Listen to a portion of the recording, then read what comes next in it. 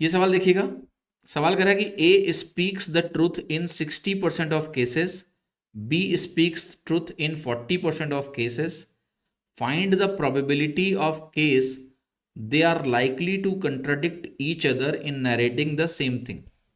ठीक है, तो कोई भी एक चीज है जिसको वो नरेट कर रहे हैं, ठीक है, और हमें ये बताना है कि दोनों कंट्राडिक्ट करेंगे। तो जैसे एक फैक्ट ले लो, फॉर एग्जांपल कोई भी फैक्ट ले लेते हैं और उस फैक्ट के हिसाब से हम इसको कंप्यूट करते हैं, राइट।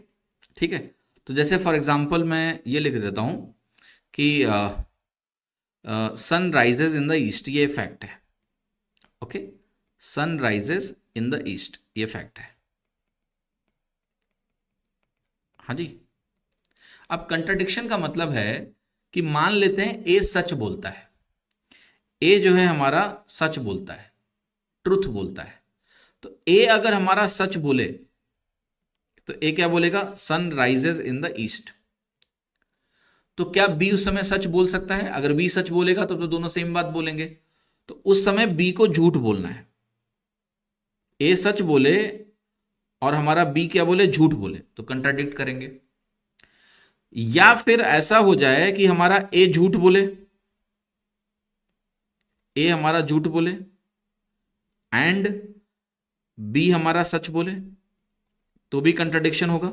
ए झूठ बोलेगा तो ए ये नहीं बोलेगा कि sun rises in the east, A कुछ और बोलेगा, मे भी बोलेगा sun rises in the waste.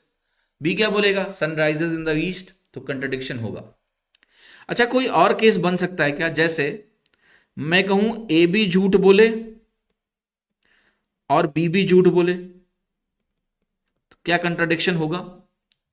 जैसे ए बोले, मान लिया कि sun rises in the west, और बी झूठ बोले और बी बोले sun rises in the south, दोनों झूठ बोल रहे हैं। यहां कंट्राडिक्शन है, यस। लेकिन ये केस हम इसलिए नहीं कंसीडर करेंगे, इसका एक रीजन है।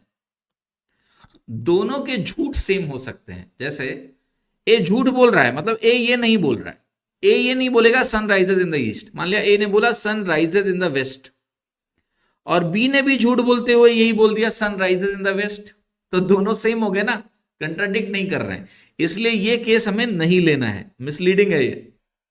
यहां दो के झूठ सेम हो सकते हैं यार, इसलिए यही दोनों केस हैं जहां गारंटी है कि ये कंट्राडिक्ट करेंगे। ए सच बोले, बी झूठ बोले, ए झूठ बोले, बी सच बोले, और दोनों के बीच में और।